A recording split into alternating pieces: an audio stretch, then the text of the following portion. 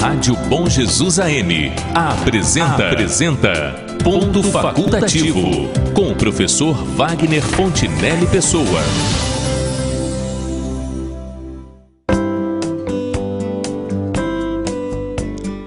Bom dia, senhoras e senhores ouvintes da Rádio Bom Jesus e internautas que nos acompanham pelo nosso aplicativo para dispositivos móveis ou pelo site da emissora, que podem ser localizados pela busca em Rádio Bom Jesus RJ ou Rádio Bom Jesus 1170.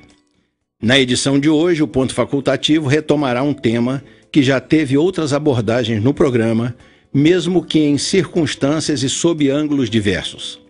Iremos conversar sobre um problema que muito tem afligido a sociedade brasileira e, de modo particular, a sociedade fluminense.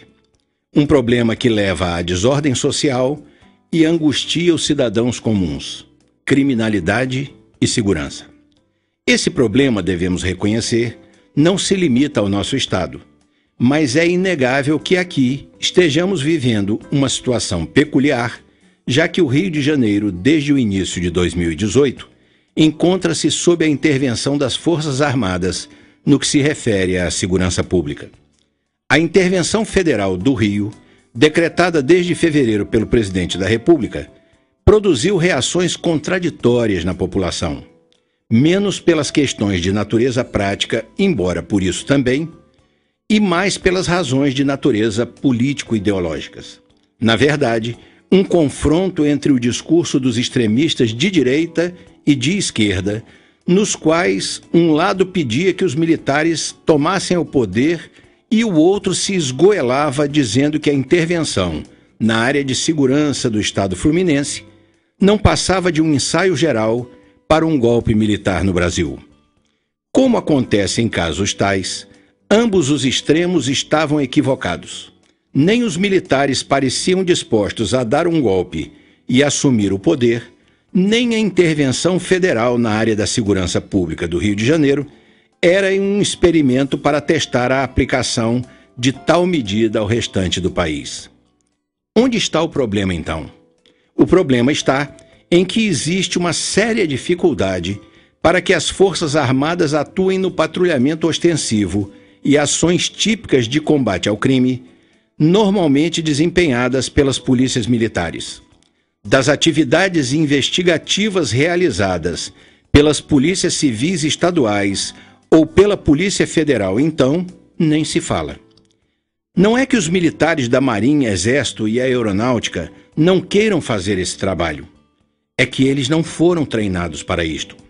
Como resultado de todos esses fatos e circunstâncias, temos que, quase 6 meses depois de decretada a intervenção federal, em que pesem alguns números maquiados nas estatísticas oficiais, a impressão que fica é a de que, como naquela passagem histórica da invasão da Península Ibérica pelas tropas de Napoleão, tudo está como antes no quartel de Abrantes, ou até um pouco pior.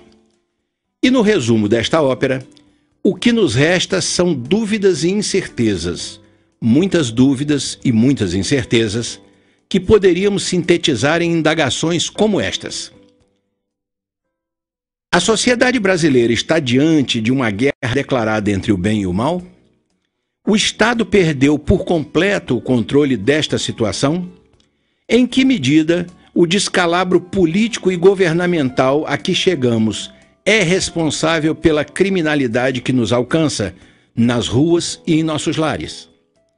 Existem soluções viáveis para a nossa população que, no mínimo, ela retorne aos índices toleráveis de ações delitivas compatíveis com outras nações civilizadas do mundo ocidental? Qual é a relevância das eleições de outubro próximo para que o Brasil possa delinear estratégias e planejar ações efetivas no sentido de debelar os gravíssimos problemas que temos na área da segurança pública? Pois, estando desta forma posta a questão na bancada de entrevistas do Ponto Facultativo, trouxemos até aqui um especialista em segurança pública, com quem objetivamos conversar sobre este assunto no dia de hoje. Trata-se de um delegado de Polícia Federal, natural da cidade de Campos dos Goytacazes, casado com 2 filhos e que aos 51 anos de idade já reúne uma vasta experiência no campo da segurança pública. Graduado em Direito pela Universidade Federal Fluminense, fez estágio no Ministério Público do Estado do Rio de Janeiro e exerceu as atividades de monitoria na cadeira de Processo Civil durante o seu curso na UF. Como servidor público, iniciou sua carreira há 28 anos como detetive, atualmente denomina-se inspetor, de Polícia Civil no Estado do Rio de Janeiro. No ano de 1992, ingressou nos quadros do Tribunal de Justiça deste Estado, ocupando a função de oficial de justiça avaliador, até 1996, quando, aprovado em concurso, passou à condição de delegado de Polícia Federal, que exerce até os dias atuais. Na PF, exerceu inúmeras funções em vários estados do Brasil, que o tempo dessa apresentação, infelizmente, não nos permite enumerar. Mas é possível esclarecer que o último deles, até abril deste ano, foi a chefia de Polícia Civil, chefia da Polícia Federal em Macaé. O nosso convidado de hoje é o delegado da PF, Dr. Felício Laterça. No comando do Show da Manhã e retaguarda técnica deste programa, como de praxe, está o radialista e meu amigo Alexander Sullivan. Bom dia, Dr. Felício Laterça. Seja muito bem-vindo e obrigado por sua participação em nosso programa desta terça-feira. Bom dia, professor Wagner. Quero agradecer o convite da Rádio Bom Jesus e cumprimentar todo o povo de Bom Jesus e todo o Noroeste Fluminense, região esta que conheço bem, como o senhor fez na minha breve apresentação da minha história. Sou natural de Campos e também um conhecedor do Noroeste Fluminense. Doutor Laterça, essa rádio ela tem uma audiência no Noroeste Fluminense, no Sul Capixaba, a cidade do Sul Capixaba, e além disso, conforme eu disse no início do nosso programa, na abertura do programa, essa rádio ela pode ser ouvida em qualquer parte do mundo, via internet, por um aplicativo que nós temos também, que já tem mais de 14 mil pessoas com esse aplicativo, viu? Estou só levando o seu conhecimento do senhor para saber que o senhor não está sendo ouvido só no Noroeste, o senhor está sendo ouvido em outras partes também, viu? Verdade, com o advento da inovação, né, a gente alcança o mundo inteiro. É isso. Então, vamos bom dia lá a todos os nossos ouvintes. Muito bem. Vamos tentar analisar e entender essa aflitiva questão, doutor Felício, tanto quanto possível, sem colocar nessa conversa a compreensível insatisfação da população de bem pela forma pouco eficaz como o poder público aparentemente tem tratado os problemas de segurança neste estado e neste país. Não para poupar os governantes, claro, que têm uma grande parcela de responsabilidade no que a isto diz respeito, mas para que nós não nos afastemos de uma análise mais técnica do problema. Portanto, para começar, eu quero lhe perguntar o seguinte: quais são os fatores que, a seu ver, mais contribuem para o aumento da criminalidade? Eu vou mencionar os fatores e o senhor, então, depois faz uma análise desses fatores. Primeiro, a falta de políticas adequadas para o controle social da criminalidade seria um fator. O outro, a inadequação das leis penais e processuais penais às características dos fenômenos delitivos que hoje em dia acuam a sociedade brasileira. Outro, a certeza da impunidade por parte dos criminosos. Quarto, a absoluta falta de condições do sistema penitenciário no Brasil, com aquelas exceções que sempre confirmam a regra. E, quinto, problemas sociais e econômicos que poderiam induzir jovens e adultos a escolher a senda do crime como um caminho mais fácil para resolvê-los. Desses fatores que eu enumerei, o que o senhor acha mais relevante aí, doutor Felício? Olha, a questão é complexa. Segurança pública é um dos pilares de qualquer Estado. E nosso problema não é isolado, nós temos que ver dentro do contexto. O pilar que mais afeta qualquer sociedade é a educação. No Brasil, o nosso problema é de má gestão. Nós estamos vindo há décadas com má gestão. em todas as áreas, em todos os segmentos. Avançamos em determinado ponto e retrocedemos em outros. Então, a segurança pública, dentro desses pilares, e gosto muito de ressaltar que a educação, e nós vamos tratar esse tema mais adiante, tenho certeza, dentro do contexto de viver em sociedade, ela vai nos responder o porquê nós estamos vivenciando isso. E hoje, dentro dos pilares de qualquer Estado, a segurança hoje, segurança pública, é o que mais aflige os brasileiros, em especial o povo carioca e fluminense, em razão do temor das pessoas de exercer o seu mistério, de ir ao seu trabalho, de ter lazer. Então nós estamos vivendo um verdadeiro caos. Sobre os fatores apontados pelo senhor, são, como disse, não tem uma causa específica, aquela mais importante. A mais importante é a falta de educação, como um todo. Nós vamos tratar ponto a ponto e responder os fatores que foram apontados. Pois não. Falta de políticas adequadas para o controle social da criminalidade. Sem dúvida, não tem investimento. Tem uma outra pergunta que complementa essa, que é ajustar a lei de execução penal. A lei de execução penal, ela precisa ser totalmente revista. Então, até quando você prende um criminoso, você não tem o corretivo necessário, seja ele de que forma seja, de forma que seja apresentado. Se ele pode responder em liberdade, não há um controle sobre isso. Um simples fato. Lei Maria da Penha. Um indivíduo agrediu a mulher. Ou a mulher agrediu o homem. Né? Violência doméstica. Violência doméstica. Só que a Lei Maria da Penha não protege o homem, ela só protege a mulher e a criança. As pessoas não sabem, Maria da Penha também, né? Homens também são agredidos. Mas é óbvio que a maioria das mulheres que são vítimas. Faz uma ocorrência na delegacia, não há o controle. Então, há uma falha muito grande quando se há uma ação, desde o registro na delegacia de polícia, seja ela civil ou federal, o caso é levado à justiça e o acompanhamento desse fato. O sistema não funciona. Então, esse é um problema que precisa ser trabalhado. A inadequação das leis penais e processuais penais, as características dos fenômenos delíticos que hoje em dia acuam a sociedade brasileira.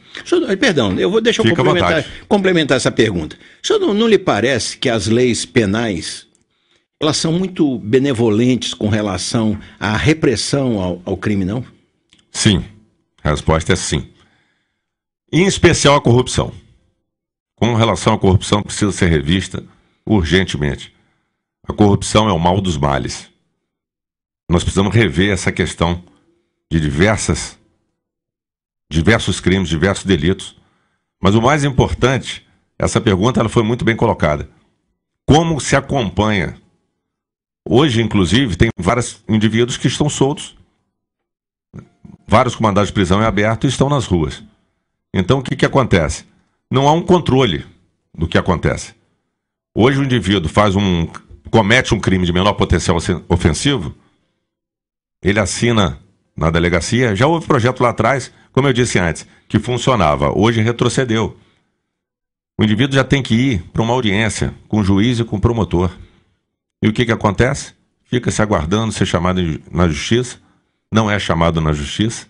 Então o nosso sistema realmente é falho, ele não funciona. Bom, vamos explorar um pouco esse tema. Primeiro, quando a gente fala de falta de políticas adequadas para o controle social da criminalidade, eu gostaria de explicar, não para o doutor, que é um especialista nisso, mas para explicar para os nossos ouvintes que porventura não estejam familiarizados com isso, que existem as ciências, chamadas ciências criminológicas, elas têm 3 pilares. As ciências criminológicas elas formam 3 pilares. Um é o direito penal. O direito penal é a ciência do que deve ser. Quer dizer, pode isso, não pode aquilo. Se você fizer o que não pode ou não fizer o que deve, você tem uma pena que já está prevista logo abaixo. Isso é o direito penal, é a ciência do que deve ser. Existe a outra ciência que é a criminologia. A criminologia é a ciência do que é. Ela não está discutindo se você devia ter prestado socorro e não prestou, se você não podia causar uma lesão corporal e causou. Ela pega aquele fenômeno e vai estudar e entender o delito, o delinquente, a vítima e o controle social da criminalidade. É a esse ponto que nós nos referimos. E a terceira coisa é a política, são as políticas criminais. Quer dizer, o que são as políticas criminais? Para o nosso ouvinte, são estratégias traçadas pelo Estado para enfrentar o fenômeno da criminalidade. Então, a primeira pergunta que eu lhe faço aqui é: o Brasil padece de uma falta de políticas adequadas para o enfrentamento do fenômeno da criminalidade? Exatamente. O senhor já colocou, e eu já havia falado antes e vou repetir. Não tem política pública voltada para tratar essa questão. E aí tem a versão aqui dos agentes das penitenciárias. Uhum. Temos que falar também da má remuneração dos policiais, dos agentes penitenciários. A segurança pública, onde todos se acorrem quando há algum mal, como é dito, e eu também digo, é a última barreira do cidadão. Quando há um problema, todo mundo busca a polícia, busca uma proteção. Agora, nós não tratamos com o devido valor o homem de polícia, o agente penitenciário que está lá cuidando e guardando as cadeias. E as cadeias também viram laboratórios de crime. Dentro das penitenciárias precisa haver uma grande revolução. Precisa haver uma estrutura que o preso possa trabalhar, possa estudar, e nossas cadeias estão todas amontoadas. Eu li agora recentemente que as penitenciárias comuns, estaduais e tal, elas estão superlotadas, todo mundo sabe disso, não é novidade. Mas que existem presídios federais que estão com reserva, com vaga lá, um lugar onde cabem 100, tem 54 e tal. Isso aí é uma falácia ou isso é uma verdade? Isso ocorre, mas por se tratar toda a penitenciária federal de segurança máxima. Então, observando a questão da política a ser aplicada com relação ao preso, só em casos de gravidade que o preso é transferido para uma penitenciária federal. Por quê? Porque tem na lei de execução penal, que deve ser observada, a questão de ressocializar o preso. E aí, voltando à criminologia que o senhor disse, como tentar ressocializar o preso. Que ficar próximo da família, permitir que ele seja visitado, de forma que ele não volte mais a delinquir. Então, na verdade, faltam penitenciárias federais no Brasil. Inclusive, nosso estado não tem nenhuma. Doutor, agora eu quero uma opinião muito pessoal sua. Existem presos que podem ser ressocializados, com certeza reinseridos socialmente, depois de pagarem a sua dívida com a sociedade, pelo que cometeram. Mas o senhor não acha que existem presos que jamais serão ressocializados e nem podem ser reinseridos no meio social, não? Concordo absolutamente. Tem presos que não têm mais solução. Tem recuperação? Não, sem recuperação. Porque isso precisa ser discutido no Brasil. Precisa ser discutido. E o que se faz? Você não pode dizer... isso é uma coisa antiga que vem lá da Grécia, mas que Rui Barbosa, que é uma figura muito louvada nos meios jurídicos, uma vez repetiu isso num discurso. A verdadeira igualdade consiste em se tratar desigualmente pessoas que são desiguais. No Brasil tem negócio de dizer a lei é igual para todos. Não pode ser igual para todos. O senhor concorda com isso? Absolutamente, concordo, mais uma vez. Você não pode tratar igualmente pessoas desiguais. Um criminoso acelerado, ele não pode ser tratado como um sujeito que roubou uma galinha. Exato. E quando a gente fala de corrupção, é aquele indivíduo que fez uma pequena corrupção. Tentou subornar alguém, uma coisa pequena. E tem guarda da esquina. Exato, um guarda da esquina. Não gosto de falar porque eu sou amigo das forças policiais. Nós temos o problema da corrupção policial e isso é uma coisa que precisa ser revista. Isso aí é um mal que também precisa ser sanado. Mas um avanço de trânsito, qualquer coisa, o brasileiro gosta muito de falar, apontar o dedo para o próximo, mas não olha para si. Quando o indivíduo está numa aflição, ele é o primeiro a tentar subornar. Então nós estamos falando desses pequenos delitos, que também seria, grosso modo, corrupção. É o mesmo crime. Nós estamos falando dos danos que o Brasil vem sofrendo, que a nossa Lava Jato conseguiu, está conseguindo fazer a diferença e que tomara e não pare tão cedo. Que são milhões e milhões e em razão dessa grande corrupção no Brasil, está faltando dinheiro para investimento e o nosso país está com essa falta de credibilidade que estamos vivenciando. Doutor, agora vamos ver o seguinte, nós já falamos da falta de políticas adequadas, falamos da inadequação das leis penais e processuais penais, né, para enfrentar o tipo de fenômeno que ocorre na sociedade, né? Falamos, o senhor mencionou aí a absoluta falta de condições do sistema penitenciário, né? E eu agora quero que o senhor mencione alguma coisa sobre a certeza da impunidade. Essa certeza da impunidade está entranhada na cultura do brasileiro? Exato. Como exemplo, nós estamos vendo hoje os poderosos presos. A certeza da impunidade, especialmente para os poderosos. Então nós estamos começamos a reverter essa situação.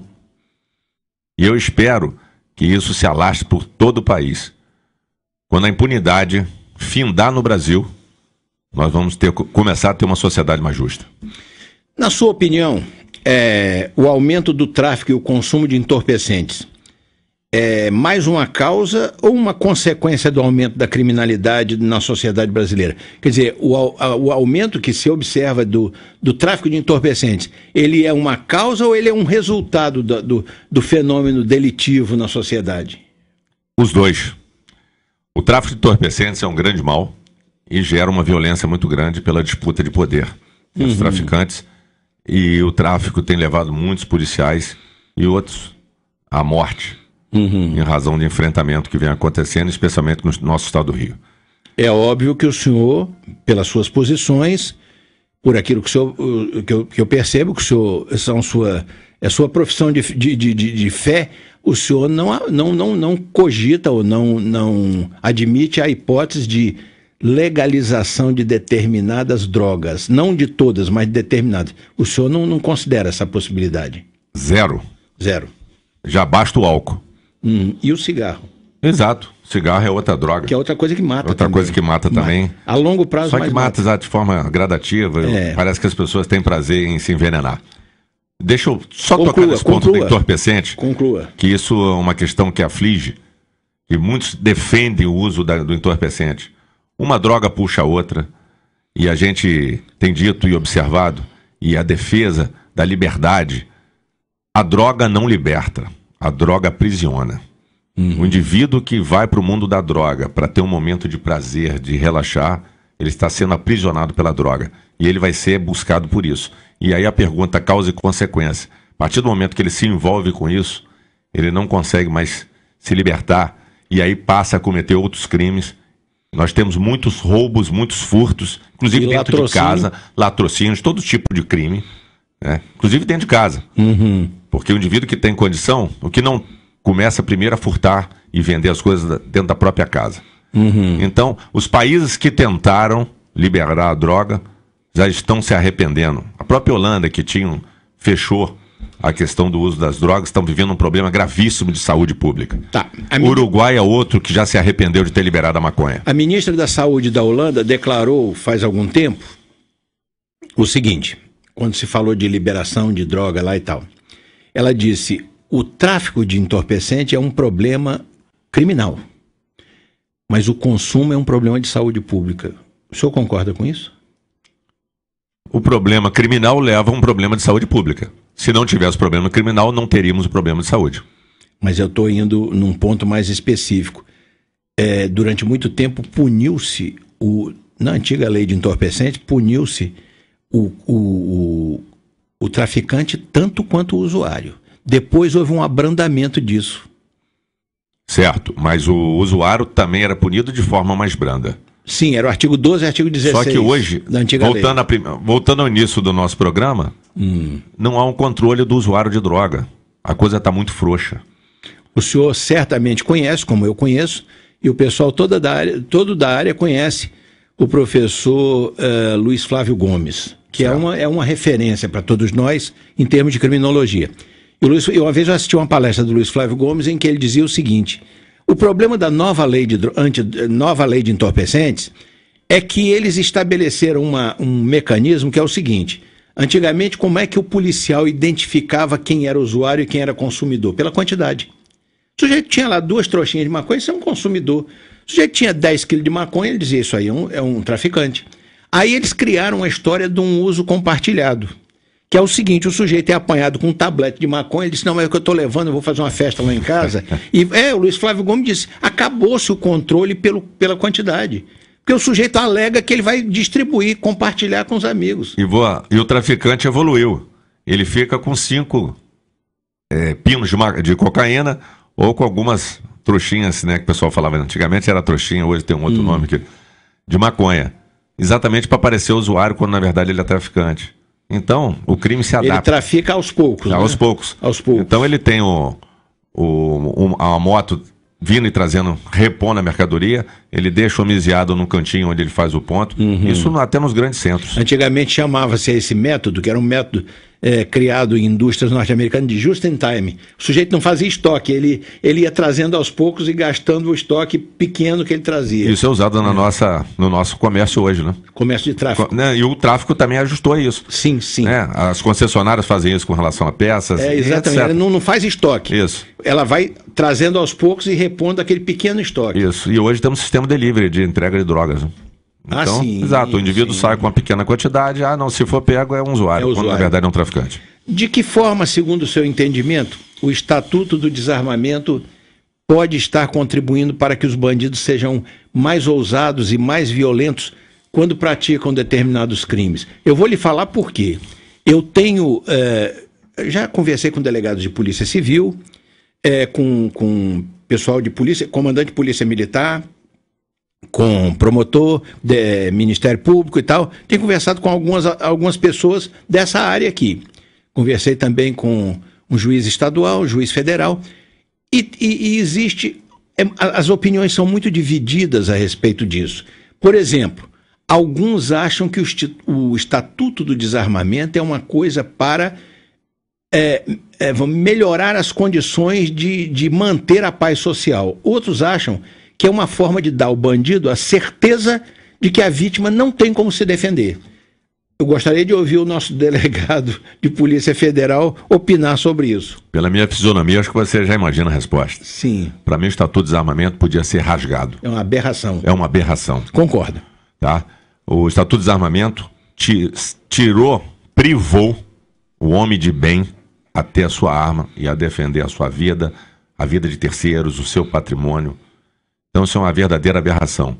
E falo isso como um delegado de Polícia Federal, que inclusive atua, né? A Polícia Federal atua diretamente na aquisição de armas e também como no controle de armas. No controle de armas do cidadão é feito pela Polícia Federal. Porque quando a gente fala isso com alguém que é defensor do Estatuto do Desarmamento, e eu ouso dizer que essa é a posição frequente e comum de todo o pessoal que está alinhado à esquerda nesse país, que isso é uma iniciativa de um governo esquerdista, todas as vezes que se fala nisso, eles dizem: o sujeito que tem uma arma é porque ele tem intenção de fazer alguma coisa. Esse tipo de discurso, eu diria até um pouco simplório.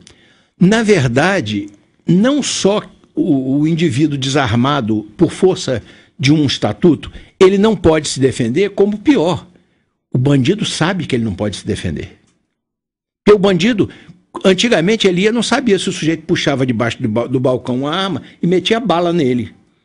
Exato. Hoje o bandido tem certeza que ele não vai fazer isso. Tanto é que o sujeito está assaltando hoje com arma, com simulacro, né? Aquelas armas de brinquedo que imitam perfeitamente uma arma de verdade, que a lei também pune o uso desse tipo de arma para fins ilícitos, mas de uma forma mais branda. Mas hoje o bandido sabe que o cidadão não vai se defender. Vamos lá. Inclusive o simulacro, né, as armas de airsoft, tem réplicas perfeitas. E não raro, quando alguém reagiu a isso, foi considerado legítima defesa. Mas tem gente que fala, não, que absurdo, ele não ofereceu risco. Por que o indivíduo sai para assaltar? Controle de armas só serve para restringir o cidadão. Controle de armas não serve para tirar a arma de mão de bandido. Se ele entrar na sua casa, todo mundo deveria ter uma arma de fogo na sua casa. Agora, com a devida instrução. Então vamos ser responsáveis aqui no que nós estamos dizendo. Todos têm que ter preparo. Você, para ter um carro, que é o que mais mata no Brasil, é veículo, né? Se partindo também de um simples exemplo, não que você, se tem uma arma, você quer matar. Então vamos tirar os veículos das ruas para não ter mais morte de trânsito. Então, é mais ou menos isso. É mais ou menos isso. É aquela velha história do sofá, o sujeito chega em casa, encontra a mulher com outro no sofá, joga o sofá fora, para nunca mais fazer nada. É mais ou menos, a ideia é essa, a lógica é essa. Exato. Não é isso? Uma lógica completamente invertida. Tira a arma do cidadão, porque ele pode praticar um delito com aquilo, ele pode matar alguém. Então os indivíduos hoje têm que ter preparo para ter uma arma de fogo. E a lei prevê isso. Você tem que fazer uma instrução e podemos inclusive aperfeiçoar isso. Fazer uma instrução. Sim, não é entregar, deixar ele chegar na loja e comprar. Como era antigamente, né? É. Chegar na loja e comprar uma arma e te pedir, requerer um porte de arma. Não. Você vai passar por um treinamento, uma autoescola para usar, autoescola entre aspas aí, para usar uma arma, e aí você vai ser autorizado, uma vez habilitado, saber municiar, desmuniciar, como guardar, de que maneira utilizar ou de que maneira não utilizar uma arma, uma vez que você está certificado sobre isso. Agora você pode comprar sua arma. As questões são tão absurdas, e hoje nós temos, né, vários instrutores de armamento e tiro, que a Polícia Federal credencia, para fazer esse tipo de prestar esse serviço. Então qualquer indivíduo hoje para adquirir uma arma, e isso acho correto, isso tem que ser assim, como fizemos exemplo do automóvel, é um exemplo que pontua muito bem. Você quer dirigir, você tem que passar para o psicólogo, nós também, quem quer adquirir arma passa... Por um psicotécnico. Exato, por um controle psicológico, feito por um profissional da área, passa para o instrutor de armamento e tiro credenciado pela Polícia Federal. Instrução essa, que para ser credenciado é rígido. Então as pessoas que passam por isso estão aptas ao manuseio de arma de fogo. E o porte também, se ele pretender um porte, há também a previsão de se fazer um bom treinamento. Então eu acho que tem que ser dessa forma. O indivíduo de bem tem o direito de ter sua arma em casa. A questão do porte é uma questão... Porte é para andar com ela. Para andar com ela, para deixar bem claro para o ouvinte. Né? Não confundir posse. Posse não está com ela na rua.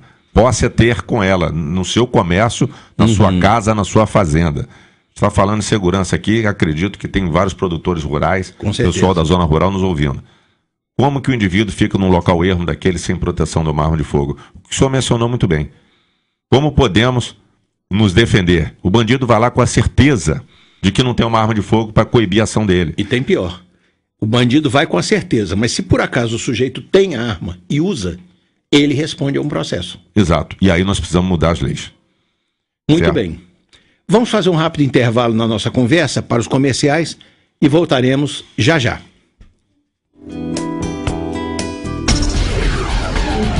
A Rádio Bom Jesus AM está apresentando Ponto Facultativo com o professor Wagner Fontinelli Pessoa. Voltamos a apresentar Ponto Facultativo com o professor Wagner Fontinelli Pessoa.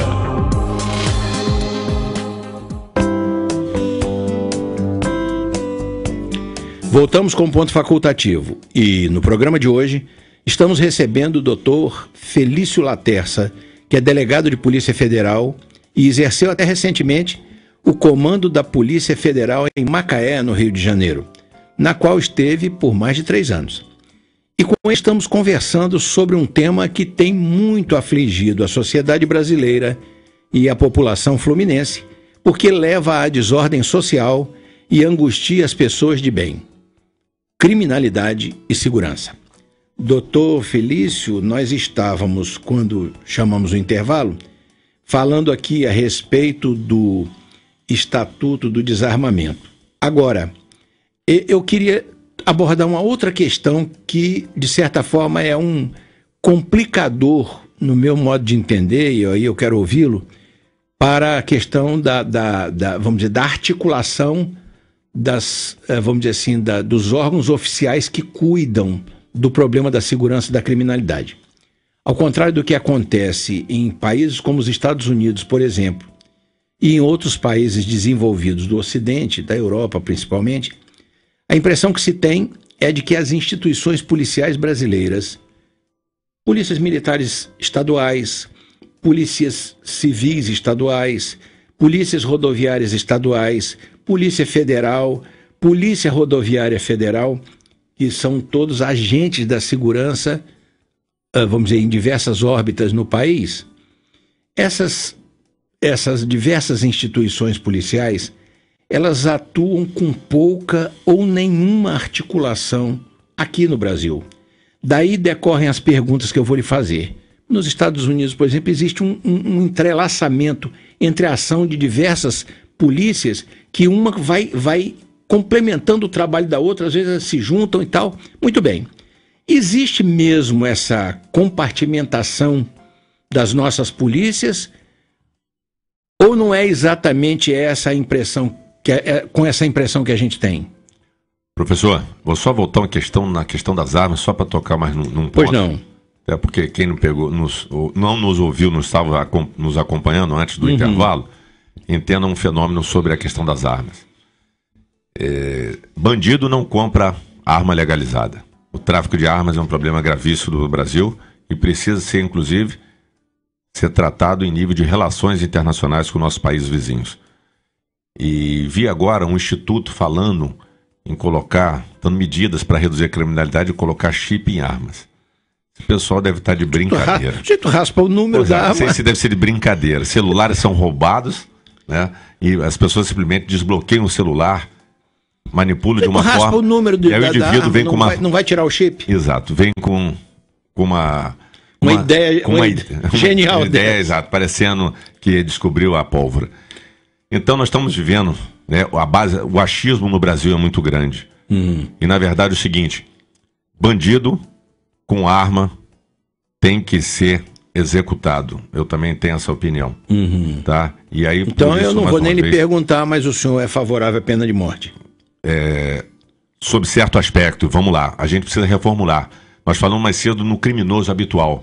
Eu, quando ainda era acadêmico de direito, eu discutia isso com os amigos. O indivíduo que cometeu um crime, 2 crimes, tudo bem, mas um crime, dependendo da gravidade do crime, e o indivíduo que já cometeu um sem número de crimes, eu acho que a pena de morte pode ser um caminho. Doutor Felício, deixa eu lhe falar uma coisa aqui, só para pontuar, vamos dizer, o meu entendimento disso aqui.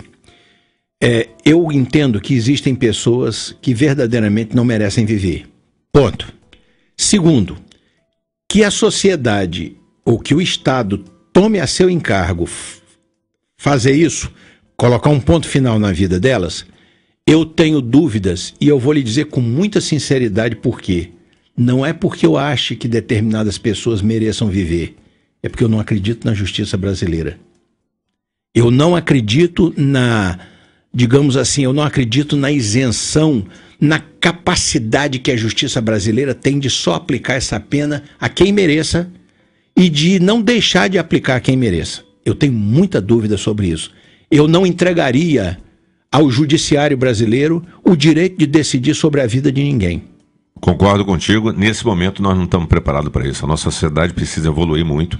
Então, só para fins de registro. Não, eu tô insistindo nesse ponto, porque colocando como o senhor colocou, vamos dizer assim, sob o entendimento de quem nos ouve nesse momento, eu disse, não, o doutor está ali propugnando pela pena de morte no Brasil. Não é isso. Não é isso. Não o senhor está isso. dizendo que, por princípio, o senhor acha que a pena de morte seria uma coisa, vamos dizer, justa de se aplicar. Mas não o criminoso aplica dia a dia nas ruas. O criminoso não gostou da sua barba, ele dispara um tiro em cima de você. Verdade. Isso nós estamos vendo todo dia. No latrocínio, às vezes, o sujeito terminou, o sujeito entregou tudo que tinha e o cara sai e dá um tiro. Ontem tivemos a imagem no posto, o indivíduo, o gerente do posto, o frentista, não passou a arma, o cara disparou a arma de dentro. O sujeito entregou o dinheiro. Entregou o dinheiro e o sujeito de dentro atirou antes de sair. No cotidiano. Muito bem. Olha aqui uma coisa. Então vamos lá, essa compartimentação do trabalho, da ação das nossas diversas polícias. Isso realmente é uma coisa que existe ou as pessoas estão entendendo mal esse processo? Integração é uma coisa que o Brasil precisa evoluir muito. E nós passamos por briga de vaidades. Vamos ver agora como vai ficar. E já existe, sim, mas depende de pessoas. E não das instituições colocando que os seus profissionais entendam isso dessa forma. Vamos traduzir isso em miúdo. Eu chefiei, por mais de 3 anos, a Delegacia de Polícia Federal em Macaé, que abrange 21 municípios. Ou seja, uma circunscrição imensa. Isso é outro problema. Mas vamos lá. Eu sempre trabalhei com integração. Combatemos o tráfico de entorpecentes duramente, em conjunto com a Polícia Militar, em conjunto com a Polícia Civil e também, muitas vezes, com o apoio das guardas municipais. Nós vamos falar aqui dos guardas municipais também. Mais a PRF, com todas as forças de segurança. E aí até quero trazer a Guarda Municipal para dentro da segurança pública também, que isso é uma coisa que eu entendo dessa forma. O que acontece? Isso é uma política pessoal e não uma política pública. Então isso tem que mudar no país definitivamente. Temos um desafio pela frente. Mês passado foi promulgada a lei que instituiu o Sistema Único de Segurança Pública, que entrou em vigor este mês. Lá tem a previsão de integração. Mas como o senhor fez menção de não acreditar em certas coisas no nosso país, eu também tenho os meus receios de não ver as coisas acontecerem. Porque a gente depende de pessoas para fazer isso, e no Brasil há muita vaidade. Ali no Sistema Único de Segurança Pública, elenca os agentes penitenciários, as guardas municipais, mas por outro lado, essas instituições não tem sequer a guarda municipal, não tem porte de arma. É só depois de 200 mil habitantes na cidade é que pode ter porte de arma. De 50 a 500 mil, depende, no mínimo tem que ter no mínimo 50 mil habitantes, até 250 mil e porte funcional. E para ter o porte pessoal, o guarda municipal, 500 mil. Mas isso mediante manifestação do chefe do executivo municipal. Então essa questão também tem que ser rediscutida.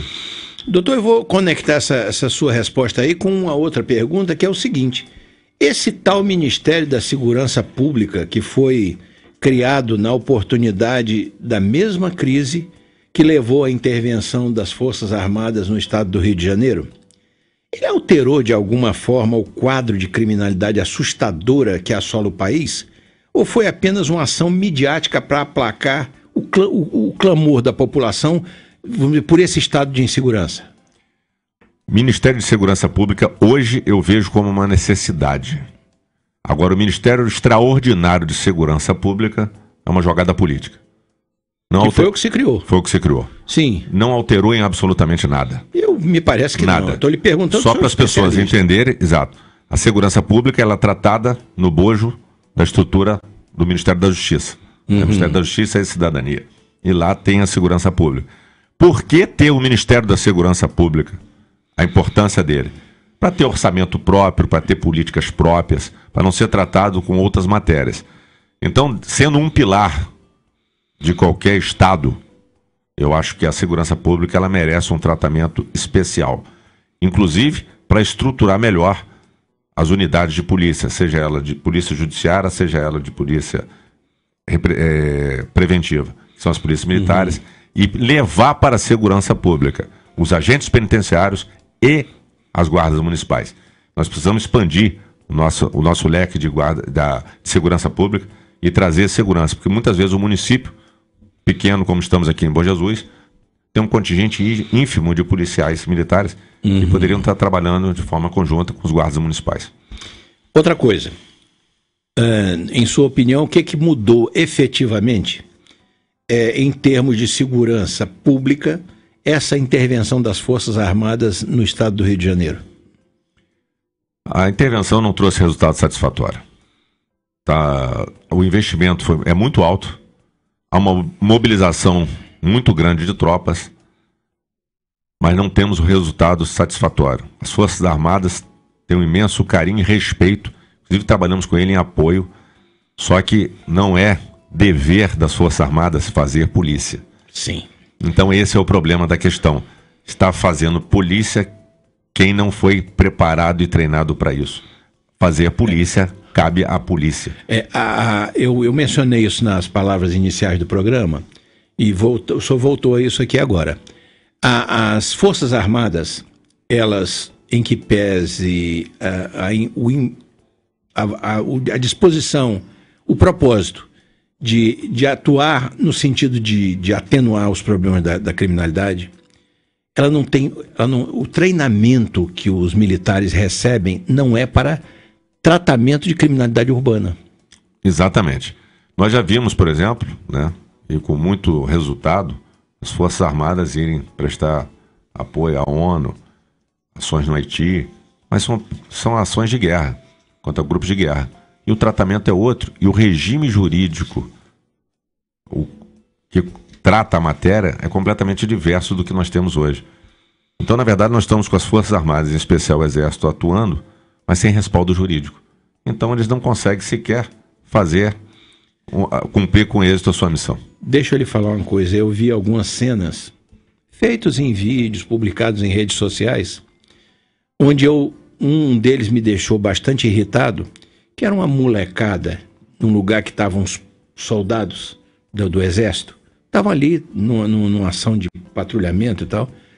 Os moleques, uma molecada vagabunda ficou lá desacatando... Conheço o vídeo. Conhece o vídeo. Ficou desacatando os militares e tal. Eu vou lhe dizer o seguinte, não estou sugerindo isso como solução, mas se eles estivessem fazendo isso com policiais militares, eles tinham entrado no braço. Eles tinham tomado um corretivo ali. Os militares de Forças Armadas, eles não são preparados para esse tipo de enfrentamento com comunidade, com coisa. Então, é até difícil para eles fazerem um patrulhamento, porque ele não sabe se ele vai reagir, se aquilo vai criar um problema para ele em relação ao comando. A insegurança jurídica, foi o que eu acabei de dizer. Isso. Então o indivíduo vai, ele não sabe o que ele pode ou não pode. Hoje nós temos policiais morrendo. Tivemos um caso em Macaé, porque o policial ficou com receio de reagir. Então, nós precisamos realmente mudar nossas leis e o respeito ao agente da autoridade, ao agente da lei, vamos chamar assim, tem que ser de forma ímpar. Não pode ninguém reagir a um agente da lei. Então, isso aí tem que ficar claro.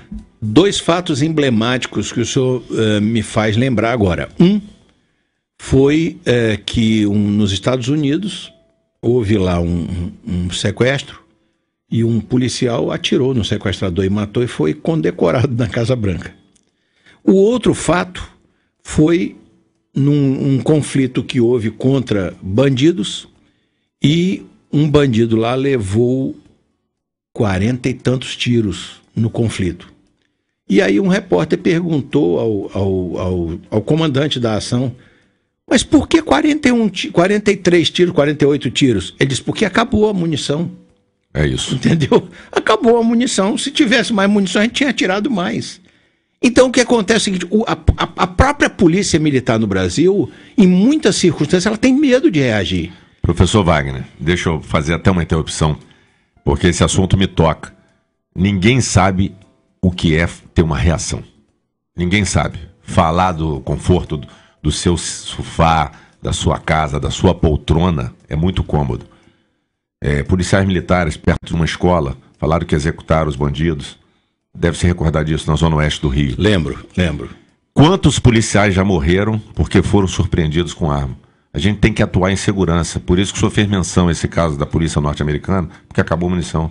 Ele não pode desferir mais nenhuma reação. Tem vários casos. Os Estados Unidos é um exemplo disso. Não é de execução, é do policial não ser ferido. Então o indivíduo que tem a arma ao seu alcance não deu mais um tiro, até brincam dizendo que deu o confere. É o confere, se for com esse nome, sim, porque ele não pode reagir. Você vê o indivíduo baleado, ele vê com a mão por baixo da roupa, por baixo. Você não sabe de onde se ele tem 2 armas, 3 armas. Se a arma está no alcance dele.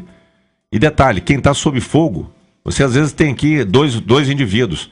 Você sabe quantos mais estão ao seu redor apontando armas? É verdade, você está sendo assaltado por um, mas se ele reagir, tem 2 ali tem na retaguarda. Então você está dentro de uma comunidade. É verdade. Você está numa troca de tiro. Se você vai avançar, aquele indivíduo surpreende. Quantos policiais já não morreram na situação?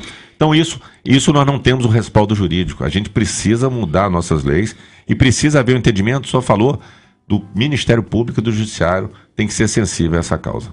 Ele perguntar, o senhor acha que, de certa forma, esse temor de reagir com a, vamos dizer assim, com a reciprocidade devida quando há uma ação de troca de tiros com bandido e tal, de certa forma os policiais receiam, e os comandos receiam um pouco isso, porque a mídia faz um trabalho sistemático de culpar, de responsabilizar por tudo que acontece as forças oficiais? Lógico. Vimos um caso recente, vamos falar de caso do Brasil. Aquela policial militar que felizmente foi condecorada na porta de uma escola. Várias vozes se levantaram, que absurdo. Ela expôs ela expôs as mães que estavam ali, as crianças, porque ela podia ter esperado o momento. Vamos lá, podia ter esperado o momento o quê? Dela tomar um tiro? Não podia esperar dele nada. resolver atirar na cabeça de alguém? Ela foi no tempo certo. Ela agiu com precisão, com maestria. E aí, não, ela podia ter causado. Quem causou foi o bandido que chegou ali assaltando.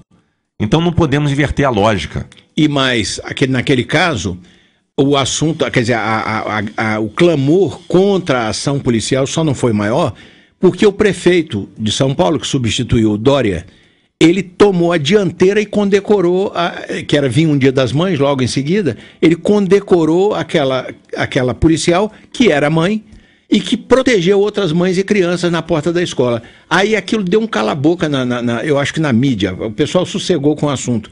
Mas eu assisti a cena, como todo mundo, e ela agiu no tempo certo, ela não podia nem fazer antes, nem esperar depois. Ela fez no tempo preciso, ela foi de uma habilidade, ela foi de uma perícia para reagir ali inatacável. É uma coisa que não dá para questionar. Exatamente. Não é isso? Perfeito. E é isso que eu acho que nós temos que começar a enxergar sob essa ótica. Tá. Doutor Laterça, o seguinte, que relação o senhor poderia fazer, o senhor mencionou isso no início do programa, o senhor poderia fazer entre a educação e o enfrentamento da criminalidade? Sobre esse tema, nós fizemos, por intermédio do Sindicato dos Delegados de Polícia Federal, o primeiro Fórum de Segurança Escolar, em junho, ocorreu em Macaé. E esse é um tema que nós queremos levar adiante. Com nós da Segurança Pública, fizemos um grande envolvimento com o pessoal da área de educação. Insisto em dizer que a educação é a chave do problema. As crianças hoje, mas falta merenda na escola, falta escola em tempo integral e falta integrar a educação com as outras áreas. A educação por si só, né, ela não vai resolver. A escola é a base. É a base.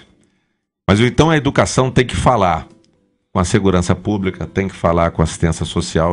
Hoje a escola ela pode servir como o ponto central para a gente tratar toda a questão, inclusive envolver os pais. As famílias estão destroçadas. Doutor, esses projetos que alguns fazem ligados às artes, à dança, aos esportes, sob sua ótica, eles são eficazes na busca da retirada dos crianças e adolescentes da criminalidade?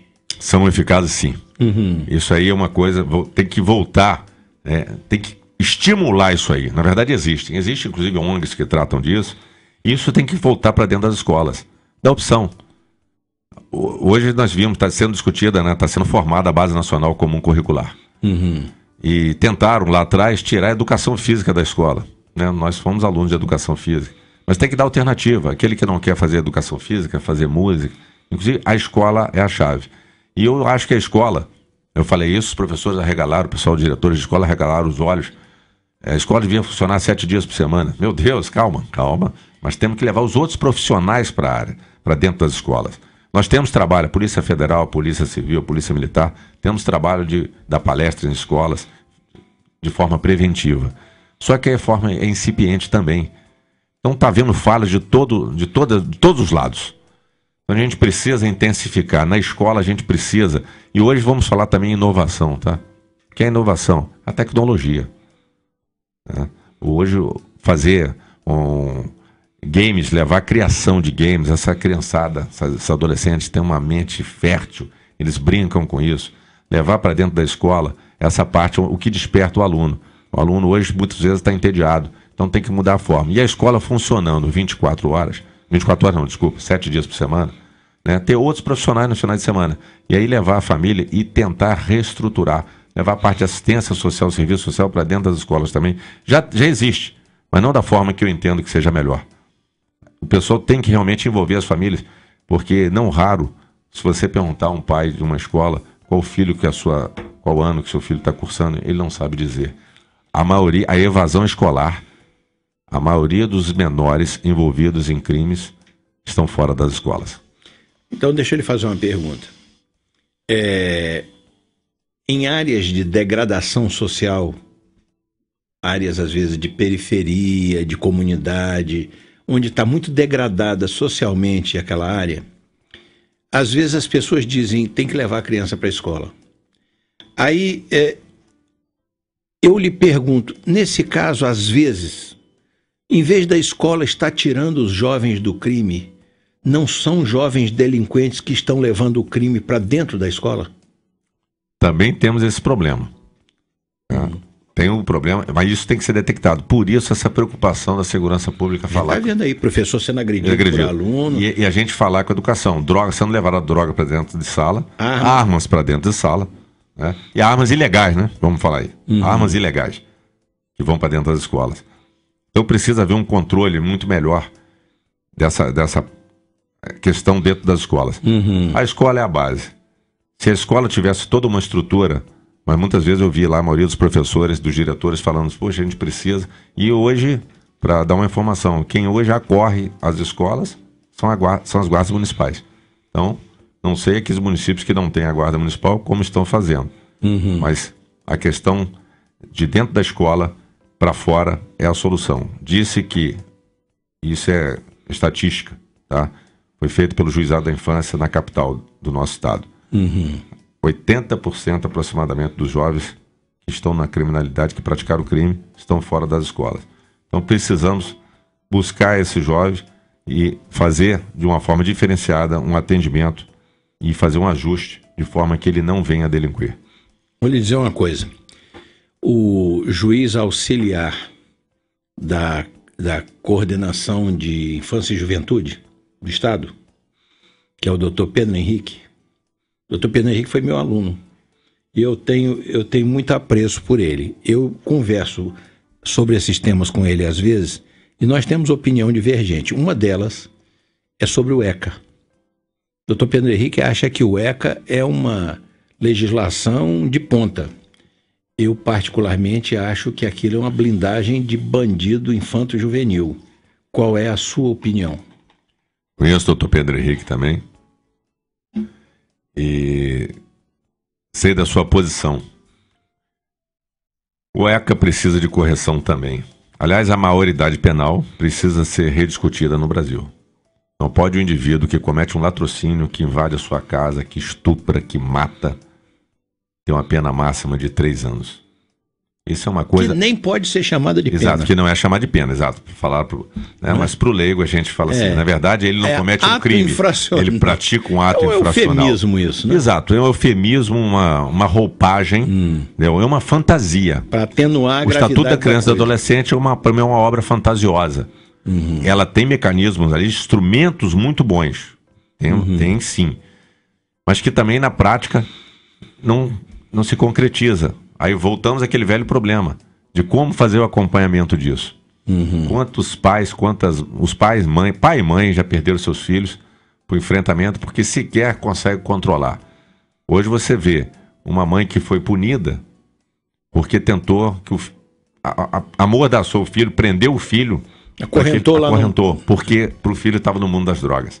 Então a solução que ela viu era fazer isso. Mas aí acabou a mãe punida. Que é muito insensível a letra da lei, é muito insensível com relação ao pai que está desesperadamente, ou pai ou mãe, desesperadamente tentando impedir que o filho vá para o crime. E aí e no desespero faz isso, acorrenta no pé de uma cama, de uma mesa, você não sai daqui hoje. Aí maltrato, não é isso? Exato. Maltrato. Aí pega e pune a mãe. Mas ninguém diz assim, não, traz essa criança para cá que nós vamos acolher aqui, vamos cuidar dela, vamos colocá-la no caminho certo. Não existe isso. Professor, ninguém faz isso. Só sabem tecer críticas. Eu não vejo ninguém desse pessoal que faz essa defesa ir para uma comunidade, entrar lá e falar assim, vocês devolvam, olha só, tem aqui, devolva suas armas, nós vamos indenizar, inclusive o Estado vai indenizar, devolva suas armas, não usem drogas. Pelo contrário, eles estimulam o uso de drogas. Né, como se fosse um ato de liberdade. Eu lhe pergunto, o senhor confiaria a sua vida a alguém que é usuário de droga para dirigir o seu carro? Não, obviamente. Ouvi recentemente agora, né? Não precisava nem ser a droga ilícita, não. O usuário de uma droga lícita, que é o álcool, foi o responsável pela morte daquela princesa Diana da Inglaterra, porque ele bebeu muito durante a festa lá, e quando os paparazzi começaram a correr atrás dela para fotografar, ele entrou a toda velocidade num túnel, perdeu o controle, bateu e tal. Não precisa ser nem a droga ilícita não, a droga lícita também. E nós temos a lei seca, né? Que funcionando muito bem, obrigado. Tem uma repressão. Na verdade, aí eu acho um certo excesso. O indivíduo tomou um chopp, aí se soprou lá o bafo, perde a carteira, entendeu? Deu uma baforada. Agora, por que não se pune o que cheirou cocaína, que fica alucinado e passa numa barreira e não sofre qualquer problema? O cara que fumou um charuto de maconha, vamos dizer assim. Um tarugo. Um tarugo, exato. De maconha, e aí pode pilotar um avião. Mas tem mesmo. Olha aqui, nós estamos nos aproximando do final do nosso tempo, mas eu ainda quero lhe fazer 2 perguntas rapidamente. Uma delas é sobre a conexão que o senhor vê entre corrupção e aumento de criminalidade no nosso país. Já fiz menção aqui, vou repetir. Corrupção é o mal dos males. A corrupção é o mal maior e incentiva pequenos crimes. O indivíduo, não raro, você está na rua, fulano, todo mundo rouba. Aqui no Brasil tem essa máxima. Todo mundo rouba, estão roubando, o governo rouba. O passado roubou, eu posso também. Exato. Então, isso é incentivo. Então, nós temos que atacar com toda a força a corrupção. Atacar com toda a força a corrupção. Em especial a que vem do andar de cima. E isso aí nós temos a nossa Lava Jato, que vem dando uma resposta muito positiva no Brasil. Em que pesem as opiniões e discursos em contrário? Isso. Mas nós estamos vendo o resultado e felizmente estamos vendo os poderosos na cadeia.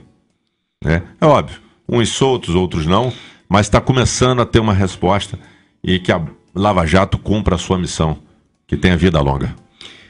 Eu também espero isso e lamento que nós ainda tenhamos no Brasil uma instituição onde os julgadores de alto coturno sejam designados por critérios políticos, independente da sua própria, do seu próprio currículo, né? Porque o negócio do tal do notório saber é para inglês ver, porque tem ministro no Supremo que não tem notório saber nenhum e está lá por uma contingência política.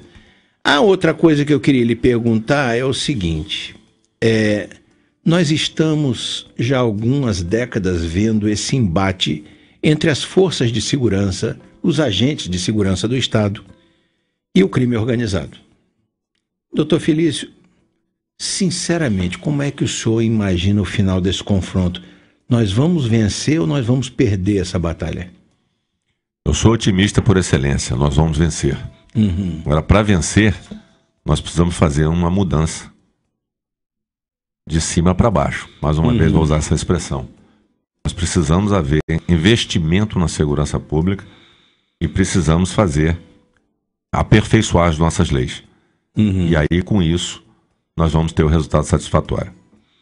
Eu queria lhe perguntar também o seguinte, considerando que nós iremos vivenciar daqui a 3 meses, pouco menos de 3 meses, nós iremos vivenciar um processo eleitoral de grande envergadura, porque nós vamos eleger presidente, senador, deputado federal, deputado estadual, governador. Então é um leque de, vamos dizer, de cargos a serem preenchidos muito grande.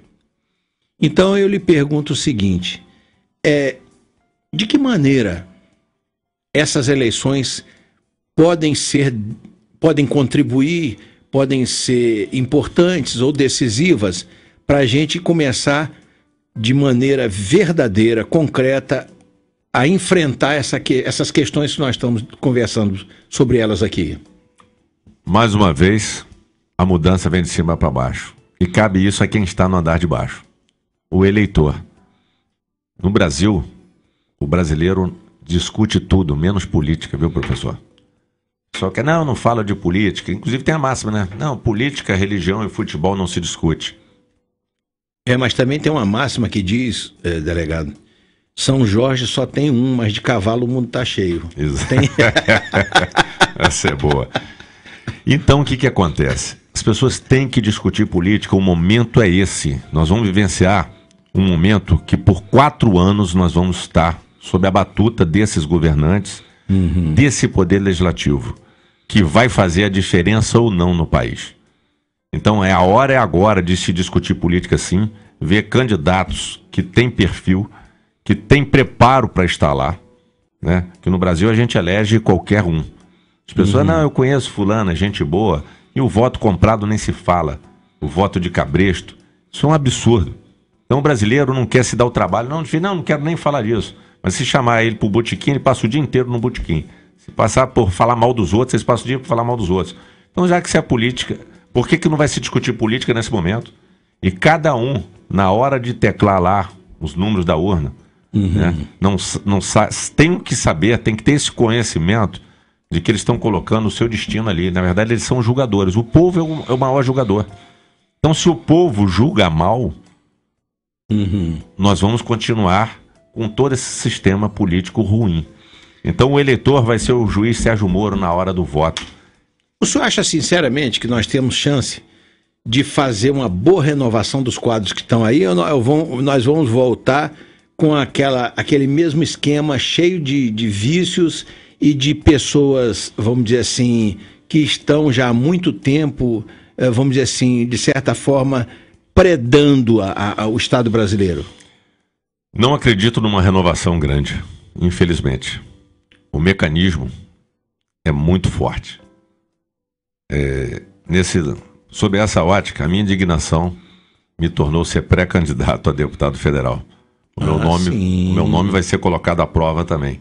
Então procurem ver a história de vida de cada um. Procurem saber quem é quem. Não tem história por onde passei de corrupção, de tirar uma moeda de ninguém. Então não tem corrupção zero.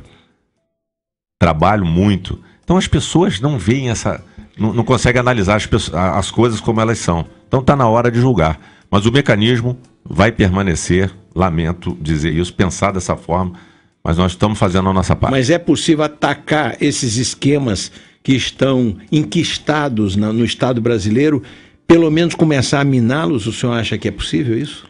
Eu estou colocando a minha cara a tapa para isso. Vou fazer como sempre fiz, se lá chegar.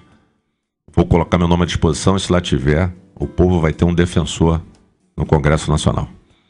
Entendi. Qual seria, nesse caso, vamos dizer assim, a tônica porque não dá para ser um parlamentar eleito com milhões de votos e uma vez em cada legislatura dizer eu estou pensando em não continuar e na véspera dizer vou continuar como Tiririca, que não tem nada a ver com a gente aqui. Mas eu digo, mas tem um monte de candidato que nunca fala, não abre a boca, não apresenta projeto. Tem um monte de parlamentar que não abre a boca, não apresenta projeto, não faz nada. Ainda tem uns palhaços como esse. Mas eu digo o seguinte, todo mundo que se propõe a fazer alguma coisa nesse sentido, diz, bom, eu vou atacar isso e mais aquilo. Geralmente, delegado, as plataformas, quando chegam em época de eleição, elas entram no seguinte perfil: educação, saúde e segurança. Então isso é uma coisa que está mais ou menos desgastado. Eu estou lhe falando com muita sinceridade isso porque o senhor é um homem que tem trabalhado a sua vida toda ligado à segurança pública. Então eu estou lhe dizendo o seguinte, o senhor acha que, vamos dizer assim, que a segurança poderia ser uma bandeira aí para se defender, ou educação, segurança, porque aí a gente cairia naquele lugar comum de todo mundo de levantar as três bandeiras, saúde, educação e segurança, não é? Segurança pública hoje é o que mais aflige. O senhor fez menção aí, eu sou um homem que vivia a maior parte da minha vida dentro da segurança pública. Eu conheço inclusive o judiciário, que conheço como poucos, modéstia à parte. Não só a parte de segurança pública, como o funcionamento de todas as outras forças, sistema penitenciário, guarda municipal. A gente conhece bem essa questão. E você vê, por questões eleitoreiras, vários falando, não, porque vamos cuidar da segurança pública. Segurança, saúde e educação. Se você falar assim, pergunta de prova, quais são as forças de segurança que estão na Constituição? Não sabe. Entendeu? Então não sabe. Falamos aqui da criação do Sistema Único de Segurança Pública. As pessoas não sabem. Quem está lá é elencado. Não só as que estão na Constituição, como mais um rol que merece ser alçados a nível constitucional. Inclusive falamos de menores aqui, o pessoal do Degase. Esse pessoal não tem porte de arma também. São uns absurdos do Brasil. Com menores extremamente violentos. Aliás, menores muito mais inconsequentes e muito mais violentos do que adultos. Porque exatamente pela forma que ele entrou na criminalidade, não têm a menor consciência, às vezes, de fazer e responder pelos seus atos. E no tocante ao que precisa ser feito, segurança pública tem que ter um choque de gestão na segurança pública e fazer a elaboração de leis. Mas a educação é a base. Então, é lógico, tem que estar atento para tudo. A gente não pode chegar lá e deixar de discutir educação, esporte e fazer a integração. Falando da escola, eu lembro também levar artes marciais, capoeira, judô para dentro das escolas, porque dá uma noção de hierarquia, de disciplina muito grande. Então, isso prepara o jovem a se defender. Então, se tivesse como bandeira, a segurança pública é o carro-chefe, que precisa ter um choque de gestão. Mas temos que estar atentos às outras áreas de importância, inclusive uma reforma tributária que já passou da hora desse país fazer. Pois muito bem. Nós ainda temos tempo para conversar mais sobre isso? Não temos. Então, não temos porque o tempo do programa está chegando ao final e eu gostaria de continuar essa conversa, mas nós temos que encerrar o programa por hoje. Eu quero agradecer por sua participação no programa desta terça-feira ao Dr. Felício Laterça, que é delegado de Polícia Federal e exerceu até recentemente, como dito em sua apresentação, a chefia de Polícia Federal em Macaé, no Rio de Janeiro, na qual esteve por mais de 3 anos. Do mesmo modo como agradeço ao público ouvinte por sua sempre importante audiência. Meu prezado Dr. Felício Laterça, o microfone da Rádio Bom Jesus está à disposição para suas despedidas. Eu agradeço o convite. São temas importantes tratamos aqui hoje, temas que afligem a sociedade. Então, na verdade, eu me sinto muito feliz em contribuir ao debate para que as pessoas possam refletir sobre as causas que afligem. E vou rememorar a sua pergunta. 7 de outubro está logo ali. Vamos falar sobre política e vamos falar sobre políticos. Vamos ver a conduta de cada homem desse país. Não vamos nos deixar levar. A hora da mudança está chegando e cabe a cada um. E agradeço a todos os ouvintes por permitir que chegássemos aos ouvidos deles.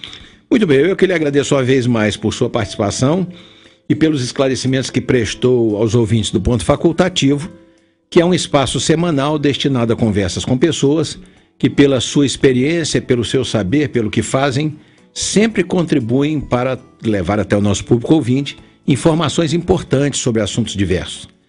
Um abraço para os parceiros desta emissora e ficam os senhores ouvintes agora com o meu amigo Sullivan para o encerramento do Show da Manhã. Eu sou Wagner Fontinelli Pessoa e esta é a Rádio Bom Jesus. Até a próxima terça-feira neste mesmo horário e tenham todos uma boa semana.